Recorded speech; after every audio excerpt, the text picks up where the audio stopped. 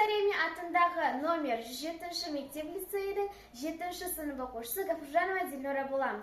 Мен сіздерге Мұқағали Мақатаевтың «Үш бақтым» деген өлеңін жаттап берем. Ең бірінші бақтым халқым менің, оған берем ойымнан алтын кенін. Ол бар болса, мен бармын, қор болмаймын, қымбатырақ алтыннан нарқым менің. Ал екінші бақтым тілім менің, тас жүректі тілімнен тілім дедім. Кей-кейде дүниеден түңелсем де, қасиетті тілімнен түңелмедім. Бақтым бар үшінші отан деген, Құдай деген кім десе отан дерем. Оты сөлген жалғанды жан барсын ба, ойланбай ақ елдағы отал менен.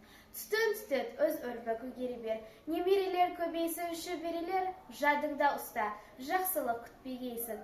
От демес оқ сұрасаң менен егер, үш бірдей бақтым бар алақандай, үш күн нұрын төгді аспанымнан, Атырау, Алтай, Арқа, Алатауға.